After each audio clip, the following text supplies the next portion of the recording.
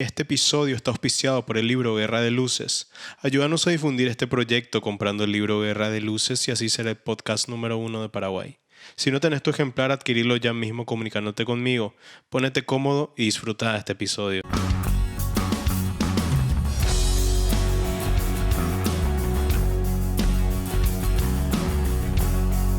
Si esto es Memoria sin Tinta, el podcast donde te encontrás con Shai, el chico hebreo, más conocido como el chico hebreo. ¿Cómo estamos, Shai? ¿Todo bien? ¿Qué tal, Isra? ¿Cómo va? No, es un gusto realmente tenerte aquí. Estás por Latinoamérica, estás haciendo un paseo, un recorrido, un poco viendo por acá. ¿Cómo te pareció hasta ahora? Vi que te causaron ciertas impresiones, por ejemplo, el tema de las veredas, que acá son todas distintas. Y dijiste, ¿cómo es posible hacer acá? Pero te cuento, Latinoamérica generalmente nos caracterizamos por esas desigualdades hasta en las veredas. Viste, la verdad que sí, me sorprendí mucho y cada día aprendo cosas nuevas sobre la cultura y la forma de vida local. No, Es diferente, claro. sin duda. No, de hecho que vamos a estar aprendiendo un poco también sobre la cultura del Medio Oriente, que es algo que sigue muy vigente porque vamos a estar conversando sobre ciertos temas muy polémicos que generalmente se tienen en cuenta cuando estalla alguna guerra, etcétera, cómo está ese balance en el Medio Oriente, para ser precisos, ¿verdad? Pero antes que nada, para que podamos hacer una presentación, sos guía, naciste en Israel, precisamente en Eilat. Exacto. Así que contanos un poco más sobre vos. Sobre mí. Bueno, tengo 31 años de edad, nacido en Israel, como dijiste, en la ciudad de Eilat. Actualmente radico en Jerusalén y me dedico junto a mi esposa, Keren, la chica hebrea, a turismo. Enseño historia, principalmente historia del Medio Oriente, así que todo lo que tengan para preguntar, soy como un libro abierto. No, de hecho que sí. ¿Y cómo fue ese proceso de transición? Porque de hecho que tus padres son originarios, tu papá es de Argentina, tu mamá es uruguaya, ¿verdad? Claro. Y crecer vos, bueno, de hecho que naciste ya, ¿verdad?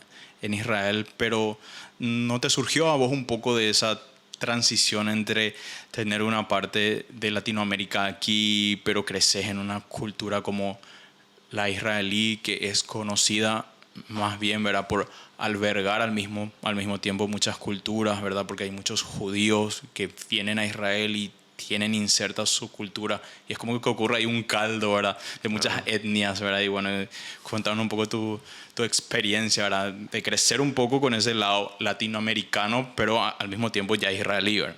Claro, en tema cultural, cultura general, yo era 100% israelí. Sí, Donde sentía Latinoamérica, Sudamérica, era en mi casa. sí. O sea, las músicas que sonaban a veces en la radio, el idioma que se hablaba en casa era el español mezclado con hebreo, las comidas, los asados, las empanadas. Básicamente muy parecido a todas las zonas acá del sur, esas comidas. Pero el resto cultural, todo era israelí. Mis amigos, si yo hablo de mis amigos cercanos, tenía un amigo que era hijo de descendiente de Marruecos. Otro amigo que sus padres eran de Egipto. Otro amigo que sus padres eran de la India. Y en Israel es mucho así, como dijiste, se dice que Israel es como un pequeño Estados Unidos judío. Ah, sí.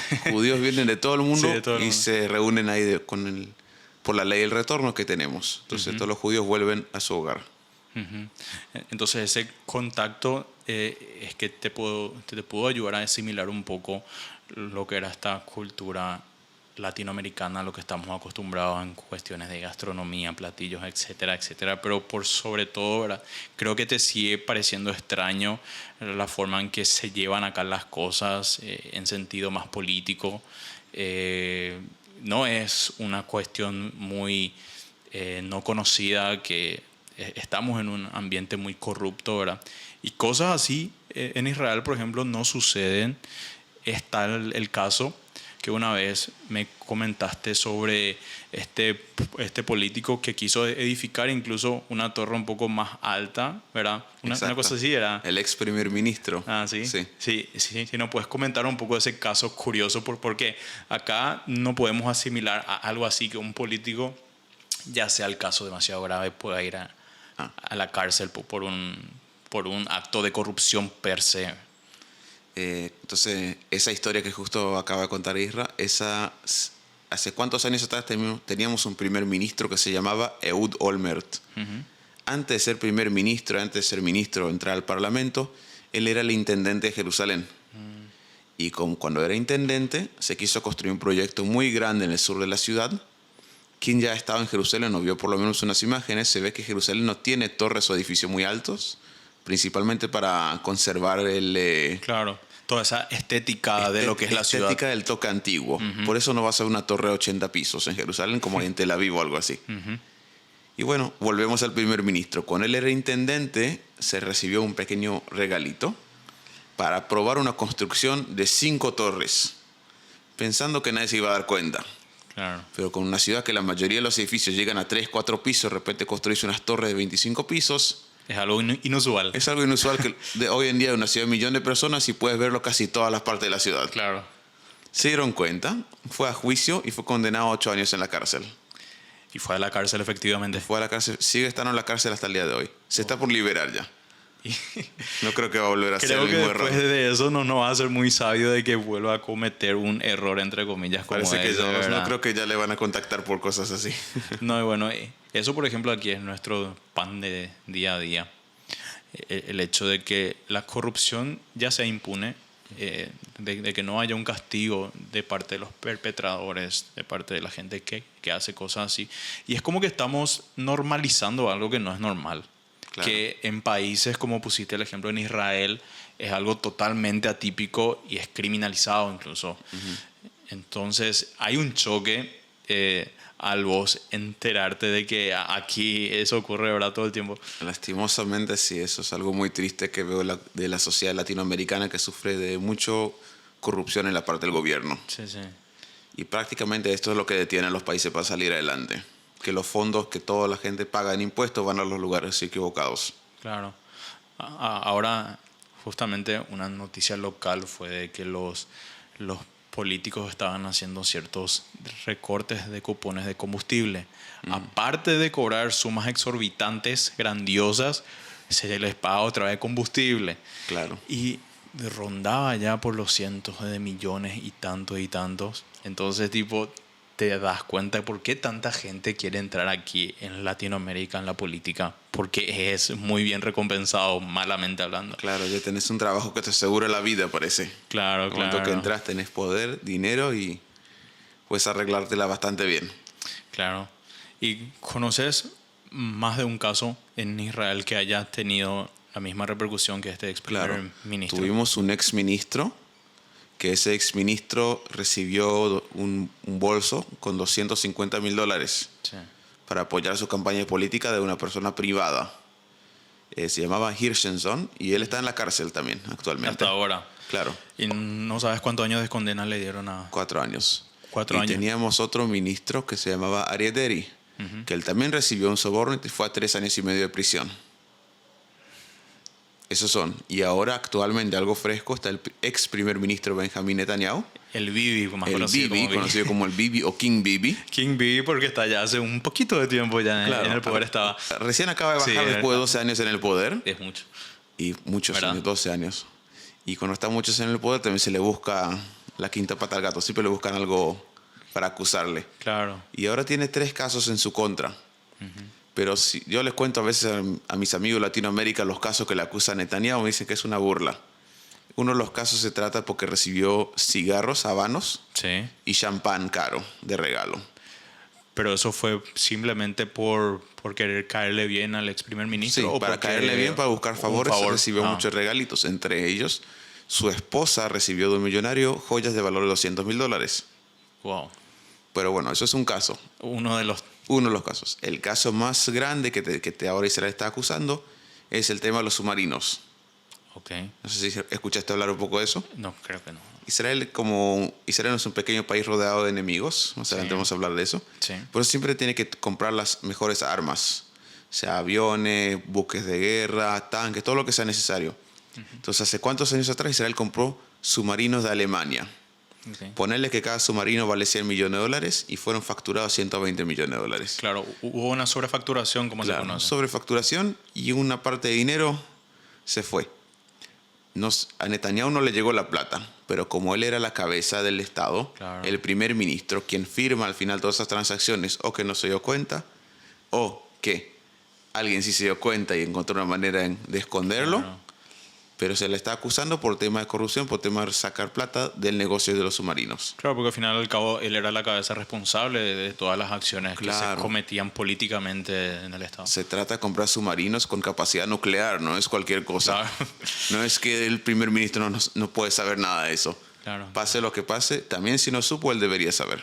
Claro. Esa es la acusación. Entonces, esto es lo más fresco por ahora. Todavía está en juicio. Va a durar unos años para ver si sí o no. Claro. Y otra de las cosas que es muy interesante es saber cómo funciona el sistema de elección. De hecho, que Israel es una democracia parlamentaria, ¿verdad? Y es el parlamento el que se encarga de la elección del primer ministro en sí.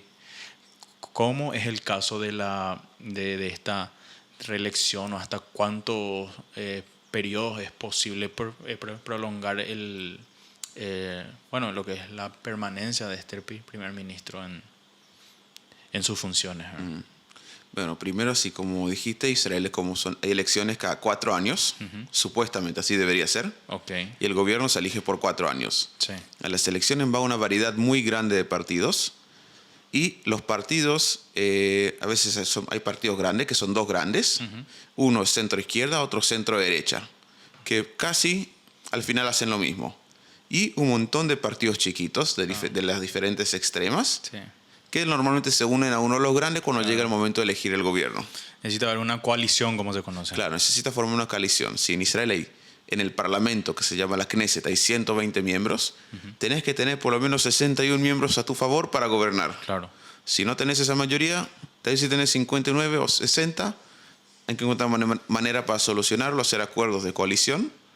Normalmente, para formar esos acuerdos, el líder del partido más grande tiene que prometerle trabajos a los otros. Claro. Vos te va a tocar el Ministerio de Cultura, vos te va a tocar el Ministerio de Educación, y así se van haciendo eso hasta formar el gobierno. Se van repartiendo las funciones. Repartiendo las funciones. A veces hay demasiados partidos y necesitas convencerlos, se inventan ministerios. Por ejemplo, en las últimas elecciones se inventó el Ministerio del Agua. Ministerio del Agua. Ministerio del Agua, Ministerio de Desarrollo de Jerusalén, Ministerio de Alta Educación, Ministerio de Educación Normal. Se fue haciendo así solamente para inventar cargos. Claro. Supuestamente deberían haber hasta 12 ministros, hubo 24. El doble. Okay. Doble salario de ministro, pero es parte del proceso de elección. Entonces, ¿cuántas cadencias se puede estar en el gobierno? No hay límite en Israel. Okay. No hay límite de cuánto tiempo uno quiere gobernar. Israel es un país bastante difícil. La mayoría de los primer ministros después de un tiempo ya salen. Porque hay mucha presión encima. Porque hay mucha presión, mucho trabajo. Se dice, es un trabajo que te envejece antes del tiempo. Claro. No es manejar un país normalmente, que normalmente en un país normal la ocupación principal es el bienestar de la gente, la economía. En Israel también tenemos todos los temas de defensa. Claro. Estar siempre pensando qué los enemigos están planeando hacer y cómo prevenirlo y cómo cuidar la paz en la zona. Y que, por cierto, los enemigos son vecinos. Ni siquiera están en otros extremos. Ni siquiera están lejos. Aunque muchas veces sí están, pero esos llegan de una forma a financiar otra vez a los vecinos y llega ahí a causar unos ciertos problemas. Pero quien te ataca está en tu frontera claro. o dentro tuyo. Claro, claro. Eso es. Entonces, es un trabajo estresante. Y Benjamín Netanyahu, el primer ministro anterior, gobernó durante más de 12 años. Y él quiso seguir, solo que perdió las elecciones. Claro. Pero el plan de él era seguir gobernando. Y como en Israel no hay límite, podía hacerlo hasta su último día en la tierra. Sin problema. Acá justamente se prohíbe eso por causa de constitución, porque ya venimos de un antecedente como la dictadura, específicamente de Alfredo Stroessner. Entonces, para evitar esos tipos de perpetuarse en el poder, generalmente se corta y llega hasta un cierto límite de tiempo que no hay reelección incluso.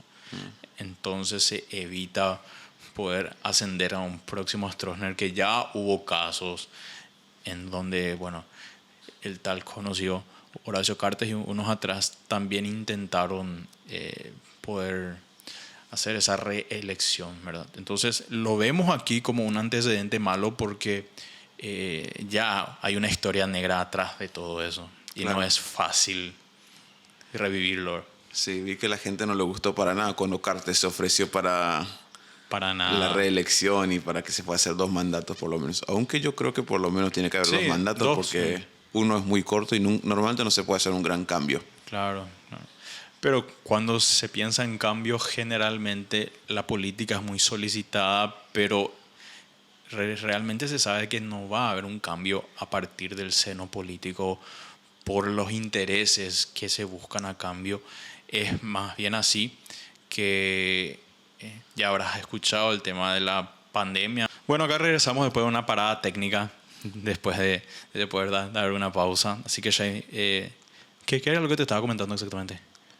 Estamos hablando de la reelección. No, y que justamente eso de que aquí tenía que haberse utilizado como una especie de oportunidad para poder ayudar al pueblo con toda la pandemia que se vino encima, utilizaron para hacer otra vez préstamos y poder engrosarse los bolsillos. Entonces, acá creo que es muy difícil llegar a ciertos estratos como si ocurre en Israel, en donde el pueblo está acostumbrado ya a así exigirle ciertas cuentas a sus gobernantes. Claro, cada vez en Israel se pide más transparencia para poder ver exactamente a dónde van todos los fondos. Cada dólar, cada shekel que entra a la caja del Estado, tienen que ver exactamente qué se hace con eso. Así mismo. Eso es básico de democracia. En el momento que entra plata y no sabes a dónde vaya, uno se puede imaginar a dónde llega al final. Claro. Hablando un poco de tu etapa de guía, eso es lo que empezamos a hablar antes. Y cómo fue ese proceso y cómo es hasta hoy día, ¿verdad? El poder ir a diferentes rincones en Israel. Israel es un estado pequeño demográficamente en comparación tal vez con otros países, pero que tiene mucha riqueza en historia. Es tal así que reúne 3 de las religiones más grandes del mundo, monoteístas, ¿verdad? Exacto. Y otras de repente que surgen con una menor cuantía, pero Israel, a pesar de poder ser chico, ¿verdad? Tiene miles y miles de años de historia. Así que, ¿cómo fue ese proceso para que vos elijas ser guía y poder conocer más de tu propio país, ¿verdad? Bueno, originalmente te puedo decir que no era mi primer estudio. No fue la primera opción. No fue la primera opción. Siempre me gustó también el tema de la computación y fui estudiando eso. Uh-huh. Estudié biotecnología y después fui estudiando computación y todo el tema de armar redes de internet. Sí. Eso fue. Y después iba a seguir a defensa de internet. Pues después de estar sentado estudiando, me imaginé que iba a estar 12 horas sentado en una oficina viendo códigos. Iba a estar un poco aburrido. Esto no es para mí. Me gusta ver gente, me gusta estar afuera. Entonces ahí elegí ir a estudiar la carrera de guía, que se llama Estudio de la Tierra de Israel, que es todo lo que tiene que ver con la historia, la geografía, biología, todo lo que te puedes imaginar que tiene que ver, hasta cómo se llama este árbol, cómo es esta piedra, qué clase de tierra es, todas esas cosas. Y arqueología también. ¿Su nombre en hebreo cómo sería, Shai? ¿En hebreo? Sí. Limudei Eretz Israel, estudios de Eretz Israel. O sería estudios de la tierra de Israel. ¿Entiendes? Claro. Principalmente, Israel, como dijiste, Israel tiene muchas etapas históricas. Uh-huh. Historia escrita hace más de 4.000 años. Y tenemos también historia prehistórica en Israel. Claro. Se encontraron restos de humanos que vivieron ahí entre 10 a 30.000 años atrás. Wow. Los humanos más antiguos vivieron en la zona del Monte Carmelo, al lado de la ciudad de Haifa, en Israel.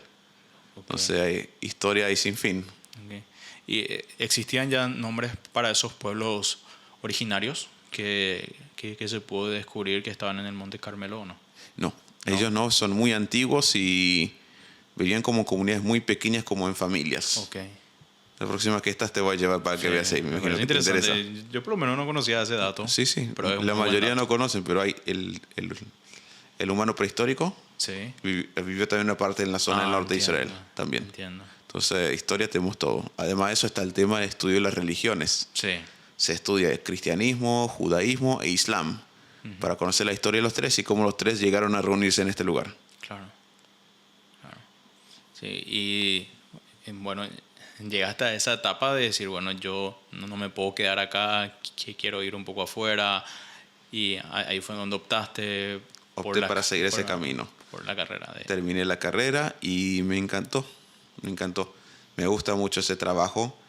Uh-huh. Últimamente cada vez trabajo más en la oficina porque tenemos un operador de turismo, pero me encanta también salir afuera, me encanta ver a la gente, me encanta recorrer. Uh-huh. Cierto que el tema que cada noche dormís en otro lado es parte del recorrido. Sí. Pero es hermoso. ¿A quién no le gustaría pasear todos los días? Claro, claro. Y cada vez que recibís un turista es como una nueva oportunidad de poder otra vez sembrar esa semilla de conocimiento histórico en otra gente y que esa gente se pueda ir con una buena perspectiva de lo que es la tierra de Israel, ¿verdad? Claro. Como dicen a veces, ¿no te aburrís de siempre volver a los mismos lugares? Sí. Siempre recorrer lo mismo. Eso siempre justamente Jerusalén, siempre Galilea. Yo le digo, cada vez que ese es el mismo recorrido, porque con otra persona es otra experiencia. Claro. Con cada persona hablo de una cosa diferente. Puede ser que hago el viaje de Tel Aviv hasta el norte de Israel, hablo de una cosa, viene otra persona una semana después, le hablo de otra cosa. Sí. Porque cada persona te tira a hablar de otra cosa, te hace otras preguntas, quiere conocer otras cosas. Y la verdad que la variedad es sin fin y para nada aburrido. Lo más interesante que hay en el mundo. Al final te das cuenta que Israel es como una especie de libro abierto, que siempre encontrás algo nuevo, y más otra vez porque se siguen haciendo excavaciones. Claro. De diferentes civilizaciones, como estás diciendo, que se están encontrando nuevamente. Entonces es como que ir encontrando algo nuevo en el mismo lugar y es de no acabar. Es que hay cosas que son tan... O sea, cada vez yo sigo un periódico de historia de Israel y arqueología. Sí. Imagínate que ahora se descubrió la fabricante de vinos más grande del Medio Oriente hace 2 semanas atrás. Okay. Es una ciudad que se llama Yavne, que está a 40 minutos al sur de Jerusalén. Una fábrica de vino del periodo romano, la más grande del Medio Oriente. Mira. Te puedes imaginar de qué grande se habla. Wow. Y ahora, cuando se descubrió eso, se empezó a excavar y se está encontrando otra ciudad de 2500 años bajo la tierra. Al final te das cuenta que una ciudad fue supliendo a otra y construyéndose una ciudad encima de otra, claro, y así sucesivamente, claro, por etapas, ¿verdad? Claro, pero por etapas, y muchos de los nombres modernos conservan los nombres antiguos, claro, pero muchas veces ponen, encontrar 2 o 3 casitas y ahí decís, bueno, acá estaba esa ciudad, construye la nueva acá al lado. Y de repente descubrís que la ciudad antigua es más grande que la ciudad actual. Claro. Pasó en muchos lugares en Israel. Sí. Entonces hay un montón de eso. ¿Qué es una de las cosas que los turistas se sorprenden más y que vos te das cuenta que se repite un poco de ese patrón de qué es lo que más se sorprenden al ir a Israel y decir, wow, esto como que no me esperaba? En eso hay cuantas cosas. Primero, cuando llegan a Israel al aeropuerto y ven Tel Aviv o otros lugares y ven que es muy moderno. Sí, porque eso a mí me repasó de que la gente piensa que Israel sigue siendo un desierto como hace 4.000 años atrás. Uno pensó que somos un grupo de gente vestido con toallas, cabalgando camellos, con ametralladoras en el desierto. Me lo dijo así literalmente. Pero es el primer pensamiento, que Israel es un país. Porque uno piensa en Israel, piensa en Israel de la Biblia, solo con conflicto moderno. Claro. Eso es lo que piensan, pero Israel es bastante moderno. Segunda cosa que le sorprende a la gente es el tema que el estado de guerra que siempre se habla en los noticieros no es un estado de guerra que se nota permanentemente en las calles. Sí. En la mayoría del tiempo los judíos y los árabes se llevan bien en las ciudades mezcladas. Uh-huh. Hay épocas de conflicto. Normalmente cuando hay época de conflicto están todos los noticieros. Pero la mayoría del tiempo vivimos juntos y trabajamos juntos también. Así mismo. Por mayoría. Claro, así mismo. Entonces, sí podemos empezar a adentrarnos un poco más en... Bueno, esto es un tema, Shai, que yo creo que vamos a tener que hacer 2 partes. Ok. Porque hablar en unas 2 horas creo que es imposible. Pero es un tema que, como decís, sigue siendo muy actual porque hasta ahora la gente se pregunta cómo un conflicto milenario que empezó ya hace cientos de miles de años atrás, hasta ahora sigue vigente y más vigente que nunca, ¿verdad? Estamos hablando del conflicto árabe-israelí. Entonces, más o menos, ¿de dónde data esto, verdad? Claro que empezando por Abraham y etcétera, ¿verdad? Pero ya precisamente en este ámbito ya político del siglo pasado, por decir así.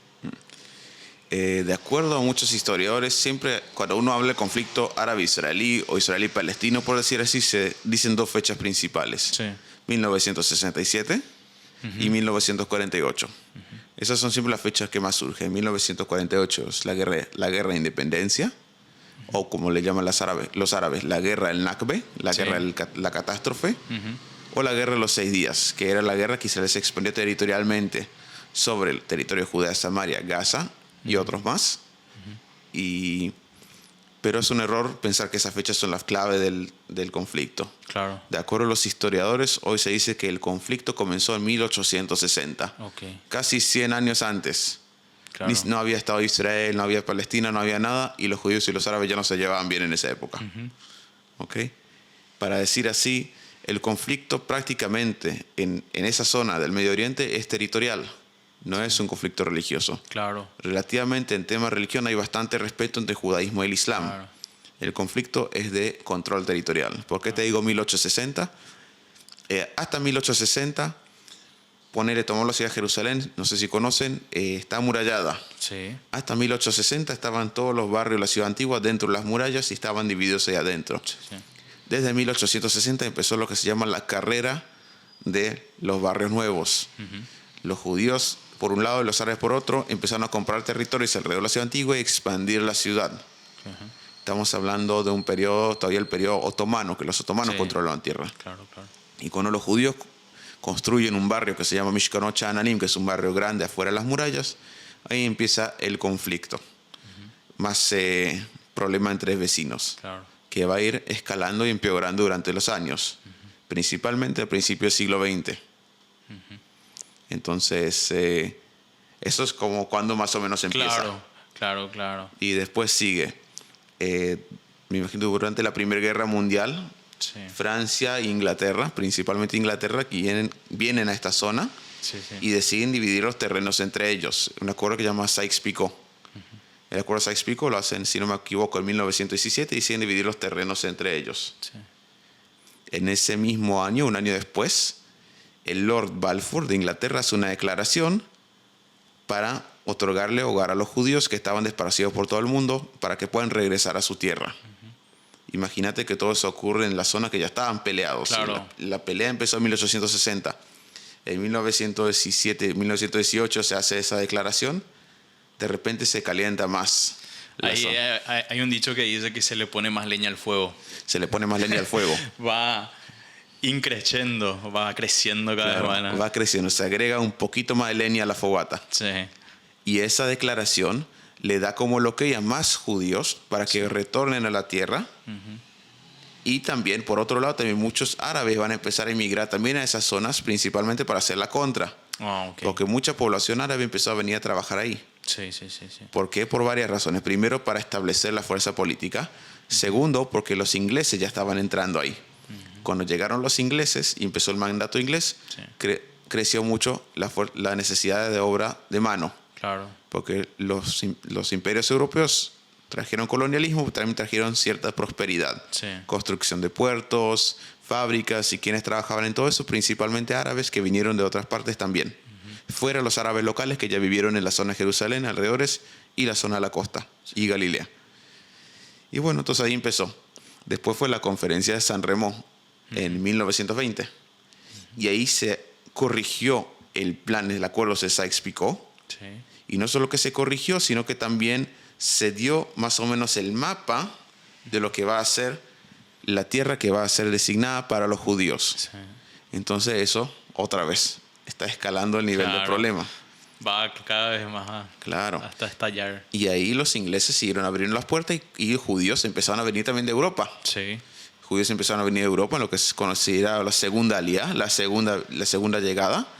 Entre ellos estaba también Ben Gurión, el primer ministro del Estado de Israel, que llegó también de esa zona. Muchos vinieron del este de Europa, principalmente por los problemas de antisemitismo que los empujaron a salir rápido.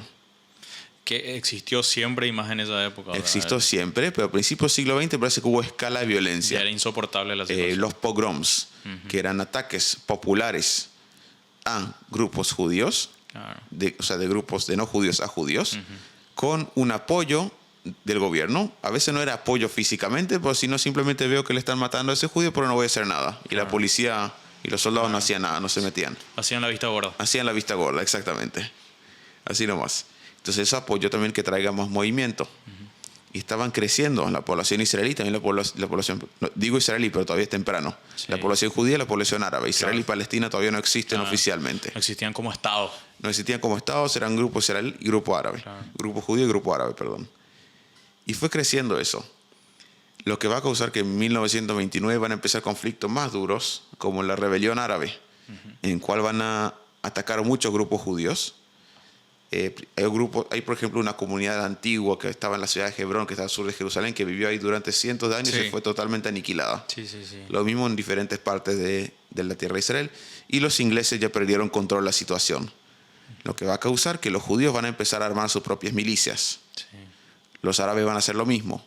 Entonces ahora tenemos un país, que no es un país todavía, claro. Es un mandato británico. Sí. Están los ingleses en el medio, sí, con una pequeña fuerza de soldados. Y por otro lado, milicia judía y milicia árabe que se están peleando. Es un triángulo de odio entre los tres.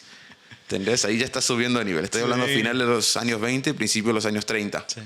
Y está subiendo. Y los años 30, 1936, otra empeora la situación. De repente ya se empiezan a desconectar los judíos y los árabes que están viviendo juntos hasta ese momento. Se empiezan a desconectar totalmente. Un lindo ejemplo, no lindo, pero ejemplo, podemos ver en la ciudad de Tel Aviv de hoy en día. Tel Aviv está dividida en dos partes, la parte nueva y la parte antigua. La parte antigua se llama Jaffa, o en hebreo Yafo, y ahí vivían judíos y árabes juntos. Los árabes eran mayoría en esa parte. Los judíos lentamente se van a ir mudando al norte y van a fundar lo que es Tel Aviv. Después de los años 30, los judíos no van a poder usar más el puerto de Jaffa. Pensamiento económico es que eso le va a destruir a los judíos y su economía. Lo que hicieron los judíos es 4 kilómetros al norte de allí, construyeron otro puerto que va a ser el puerto de Tel Aviv. Por eso una ciudad así tan chiquita, hubo a 4 kilómetros, dos puertos, dos puertos marinos. Sí. Que hoy en día no se usa ni uno de los dos, pero en esa época era competencia. Claro. Y así va a seguir escalando y escalando y escalando hasta los años 40 del siglo XX. Ahí, por ejemplo, termina la Segunda Guerra Mundial en 1945, en Europa un poco antes que en Asia. Pero cuando termina en Europa, los ingleses, que estaban un poco cansados de toda la situación, primero Inglaterra sufrió muchísimo. A pesar de que estaba en el lado ganador, sí, es un país que sufrió mucho. Sí, sí. Mucha muerte de soldados, mucha destrucción en sus ciudades, porque Alemania no le dejaba respirar tanto. Sí. Y imagínate que termina la guerra y querés descansar y acá los judíos y los árabes se pelean y vos estás en el medio. Claro. Ya no querés más, querés salir, querés escaparte. Claro. Y ellos van a las Naciones Unidas y dicen, miren, nosotros no queremos más esto. Ustedes ven qué hay que hacer. Y ahí se armó como una comitiva especial, la comitiva Phil, que va a llegar a esta tierra, la tierra de Israel, sí, la tierra de Israel, de Palestina, en 1946, y ellos van a venir y van a decir cómo dividir la tierra entre los judíos y los árabes para formación de dos países uno al lado del otro. A pesar de que en la conferencia de San Remo, todo el territorio iba a ser el territorio de los judíos. Sí. ¿Por qué? Porque supuestamente el territorio de Jordania hoy en día iba a ser el territorio de los árabes. Claro. Pero, mezclando un poco el tema, los ingleses le hicieron una promesa a los judíos, pero también le hicieron promesa a Hussein, el árabe. Claro. Entonces, esa promesa a Hussein el árabe se hizo 2 años, en 1922, y ahí se cortó la parte de Jordania y se la entregó a él. Claro. Significa que el tema de la división para país judío-árabe, ahora hay que dividir solamente con lo que quedó, que es la tierra de territorio del Estado de Israel actualmente. Entonces, ellos vienen, miden todo como hay que dividir y es una cierta división. La división van a llevar el año siguiente para ser votada en las Naciones Unidas, sí, plan de división por un Estado judío y árabe, sí, y se vota a favor. El mundo está de acuerdo a dividir la tierra entre judíos y árabes. Los judíos, muy felices, aceptan el programa. Los árabes, muy disgustados. Los árabes estaban enojados y dicen, no, ni un judío se va a quedar acá. Y ahí empieza el conflicto serio. Claro. Se hace la declaración. Los judíos ya entienden que tienen que prepararse porque los árabes van a venir grande. Si hasta ahora la pelea estaba entre los judíos locales y los árabes locales, ahora va a ser más grande porque ahora los árabes de todos los países alrededor van a venir a apoyar a los árabes que estaban ya en la tierra de Israel en aquel entonces. Y eso es lo que pasa. Claro. El 14 de mayo de 1948, el Estado de Israel declara su independencia con lo que consiguió, con el terreno que tiene. Felizmente, se celebra por las calles. El día siguiente comienza la guerra. En la guerra van a luchar el pequeño Estado de Israel con los árabes locales, que más tarde van a ser conocidos como árabes palestinos, contra el ejército jordano, ejército siria, del Líbano, Egipto, algunos soldados que vinieron también de Irak y de Libia. Todos ellos se entran juntos. Países contra... Muchos países. Y una guerra dura. Imagínate que en ese entonces Israel tenía solamente 600.000 habitantes. 600.000 habitantes, muchos de ellos eran sobrevivientes del Holocausto, que vinieron a Israel porque era su único refugio. Claro. Y que supuestamente estaban buscando un lugar más seguro después de haber sido despojados y masacrados en Europa. Se encuentran otra vez con una situación sumamente hostil y hay que como que seguir una historia que era como de no acabar.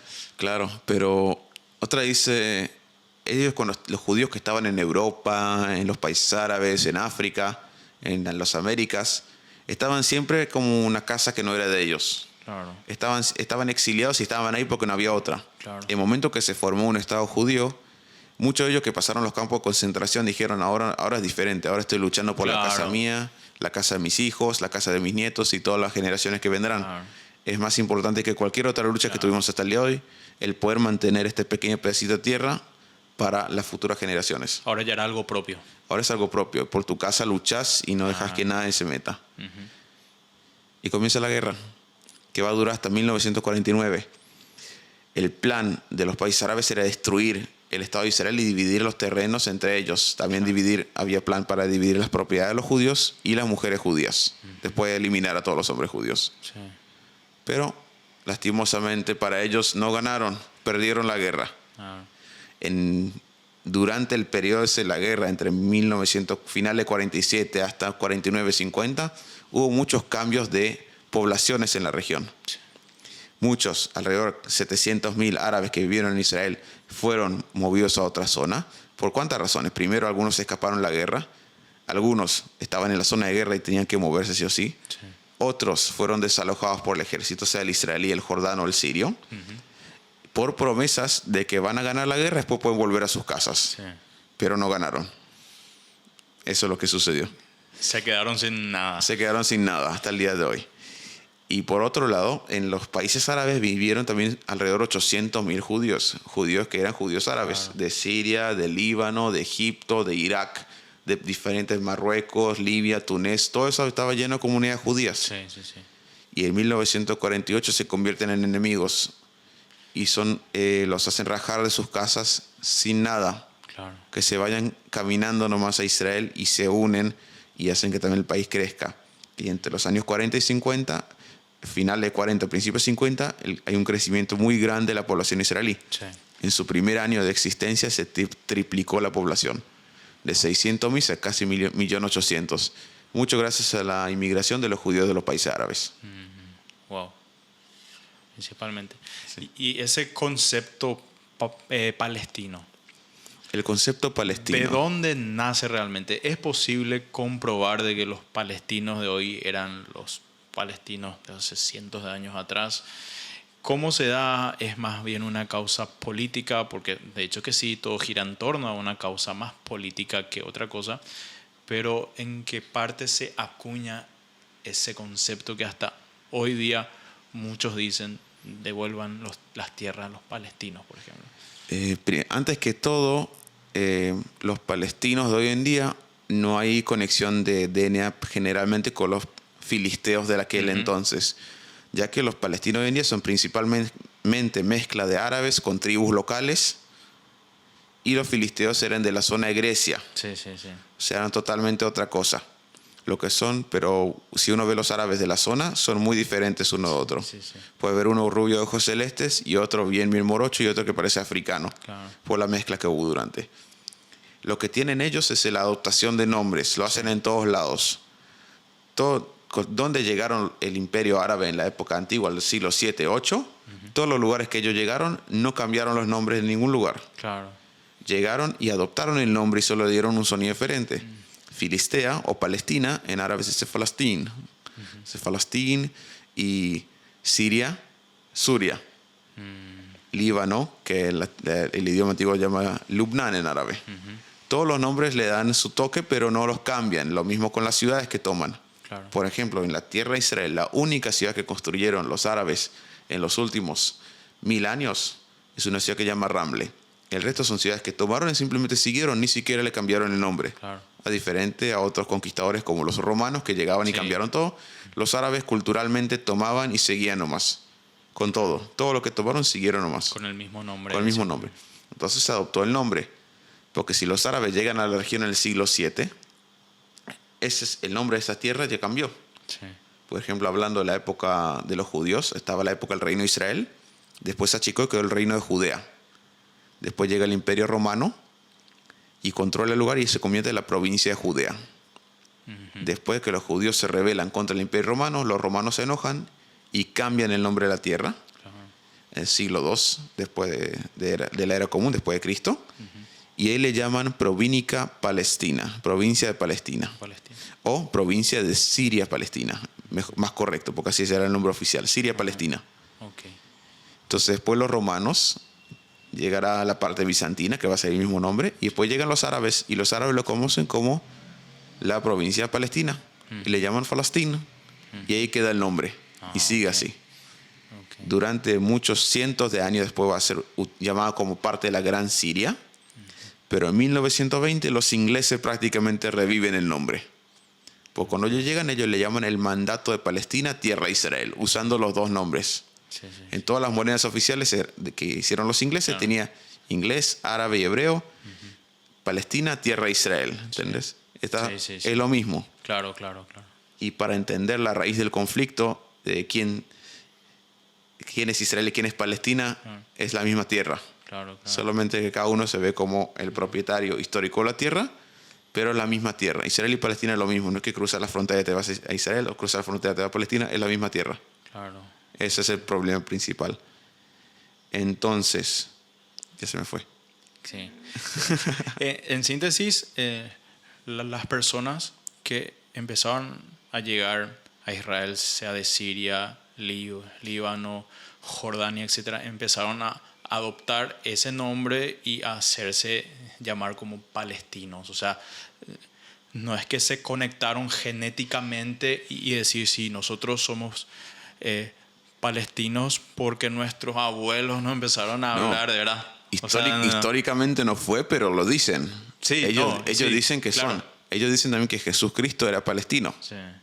Aunque quien conoce la Biblia un poquito sabe que Jesús era judío.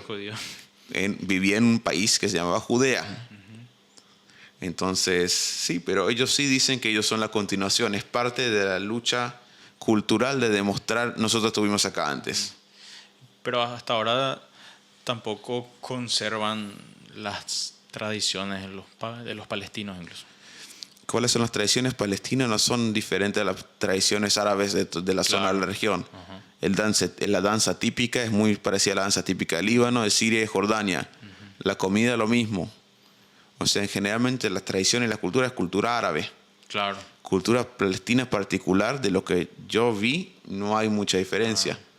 Ya que muchos los palestinos que viven en la parte del este de Jerusalén y Cisjordania tienen exactamente las mismas tradiciones que en Jordania. Sí. Y también hay lazos familiares. Y los árabes que viven en el norte de Israel también tienen lazos familiares y conexiones culturales con los árabes del Líbano. Claro. Entonces, si algo específico, no. Cuando se levanta el movimiento palestino oficial y el movimiento nacional, es en 1964 recién. Sí. ¿El PLO en español? ¿O LP? ¿O LP en español? En inglés, PLO. Sí. Palestinian Liberation. Sí. PLF. La Organización de Liberación Palestina, que más adelante va a ser liderada por el Yasser Arafat, que es el presidente LP. Famoso. Entonces, primero, ¿quién es el presidente palestino más famoso? Te pregunto. Yasser Arafat. ¿Escuchaste su nombre? Pero que era egipcio. Que era egipcio. Entonces, el líder palestino más famoso de toda la historia era egipcio. Entonces, el tema de conexión de las raíces antiguas filisteas un poco falla en esa parte. No se puede comprobar. Técnicamente el conflicto es puro política. Claro. Y a veces en la política se juega sucio. Y en este caso eso es lo que pasa. Entonces, esa es un poco de una explicación bien que queremos seguir, incluso porque después llega la guerra de Yom Kippur, que es otro tema para desglosar. Llega la guerra de los 6 días incluso, claro. ¿Verdad? Y te quería preguntar, más allá, ahora vos cómo vivís esta especie de antisemitismo del siglo XXI, porque de hecho que en la época del siglo XX existía propaganda antisemita, ¿verdad? Por parte del Reich, ¿verdad? Y mucho antes empezó con las inquisiciones, etcétera, etcétera, ¿verdad? Pero es como que el antisemitismo sigue intacto, pero al mismo tiempo muta con las diferentes formas de poder llegar, ¿verdad?, a los judíos y hacerlos sentir de una forma Claro. que ya antes ocurrió y hasta ahora sigue ocurriendo, ¿verdad? Entonces vos, ¿cómo lo podés vivir actualmente, ¿verdad?, en esta era específica? El antisemitismo sigue acá. Sí, se transformó, se mutó, hoy en día es otra cosa. Hoy el antisemitismo es antisionista. Muchos dicen, yo no estoy en contra de los judíos, pero estoy en contra del Estado de Israel. O sea, no creen que el judío tiene derecho a vivir en su propia tierra ni autodeterminarse como una nación. Sí. En 1930 en Alemania escribían sobre tiendas judíos, váyanse a Palestina. Ahora es al revés, judíos salgan de Palestina. Sí. Todos los movimientos del BDS, un movimiento boicot cultural, intención de hacerle daño, los judíos se van a quedar. El plan es que los judíos se queden sin Estado, sin casa, y otra vez sean vulnerables y estén bajo la gracia de las naciones. Lo que vimos en los años 30 y 40 del siglo XX, que no funciona. El momento que los judíos no tienen un hogar y ejército fuerte, pueden pasar por algo similar a lo que pasan como el Holocausto de nuevo. Claro. Entonces el antisemitismo vive. Hoy en día se disfraza en movimiento anti-Israel y supuestamente anti-decisión del gobierno de Israel. Sí. Pero no importa lo que haga el Estado de Israel, siempre van a estar en contra. Claro, claro. Porque también si por ejemplo Israel renunció terrenos y está dispuesto a renunciar más terrenos a favor de una paz verdadera. Sí. Pero es algo que no se puede alcanzar también si se renuncia a terrenos. Claro. Porque lastimosamente para el gobierno palestino, ¿qué es Palestina? Es todo lo que es Israel. Sí. Y el palestino es el único del mundo que puede heredar su título de refugiado. Claro. La única nación del mundo que tiene derecho a heredar el título de refugiado son los palestinos. Los palestinos. Cualquier persona de una guerra en África se va a vivir en Canadá, sus hijos nacen en Canadá, más adelante va a recibir título y va a ser canadiense. Sí. Y va a vivir su vida. En el caso palestino no es así. Y también en Cisjordania uno puede ver que hay ciudades muy grandes, que al lado hay un campo de refugiados. ¿Y por qué el refugiado no puede mudarse a las ciudades y hacer su vida? Por la política. Él tiene que quedarse ahí y seguir siendo refugiados, el bisnieto de la persona que estuvo en la guerra de independencia, Sí. para usarlo como algo para un choque político. Y ellos van contando los nietos y los bisnietos y los que vendrán después como refugiados también, con plan de algún día de traerlos todos adentro del territorio del Estado de Israel hoy en día. O sea, eso es lo que ellos quieren y solamente ahí dicen que va a haber paz. Pero el momento que traes millones de personas adentro a otro estado, dicen, bueno, esto es Palestina, va a ser limpio, va a ser solamente de árabes. Pero tú, Estado judío, vamos a traer todos los árabes que tenemos acá a ese lado. Claro. Esa es la única forma que va a haber paz, supuestamente. Que sabemos hoy en día que no es factible. El momento que pasas un grupo de personas a otro país que son hostiles, Sí. van a buscar la manera de tomar el control y deshacerte ahí. Claro. Entonces, por eso, esa es la razón principal por qué no hay paz, porque el proceso está trabado. Si algún día van a llegar a un cierto entendimiento que se puede dividir la tierra parte para cada uno, ahí puede ser que vamos a tener un futuro mejor, pero por ahora no lo veo presente en los próximos 100 años. Claro. Pero tampoco es algo muy factible, ¿verdad? Conforme crece la población árabe, ¿verdad? En Israel mismo, y es posible llegar a un cierto confrontamiento más duro incluso. Claro, un enfrentamiento puede ser una guerra civil muy grande en ese caso, si pasa algo así. Ya que hoy en día de los casi 10 millones de ciudadanos que hay en Israel, 1.800.000 son árabes musulmanes. Entonces, si vienen 4 millones más, va a haber un desequilibrio bastante grande y el Estado de Israel como Estado judío ya no va a poder existir. No hay forma. Todo se va a cancelar. Y después puede venir una guerra que puede ser peor. Bueno, Shai, de hecho que fue un gusto poder conversar contigo. Nos quedamos muy cortos. Sí. Pero vamos a seguir hablando. Se viene una segunda parte para desglosar un poco más de lo que fueron las guerras, los antecedentes de las guerras, de lo que fue el 6 días, Yom Kippur, etcétera, etcétera. Y así que espero tenerte aquí nuevamente para poder seguir conversando de este tema, que estoy seguro que a más de uno le va a aclarar muchas dudas, porque lo que nos estamos hablando es que la prensa muchas veces tiene su versión de las cosas cuando realmente ocurre otra cosa, y eso pasa a nivel internacional en todos lados, ¿verdad? La prensa siempre muestra lo que quiere que se muestre justamente, y la gente pasa por un desconocimiento porque se queda con lo que mira y no puede desglosar el más allá, ¿verdad? Claro. Una de las cosas que muchas veces dice la prensa es que Israel ataca a los pobres palestinos. Uh-huh.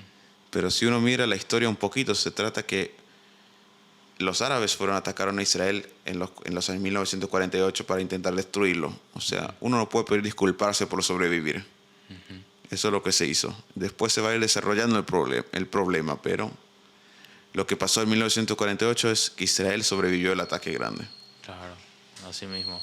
Bueno, Shai, muchísimas gracias. Te agradecemos. Desde ya reservamos tu tiempo para una segunda parte.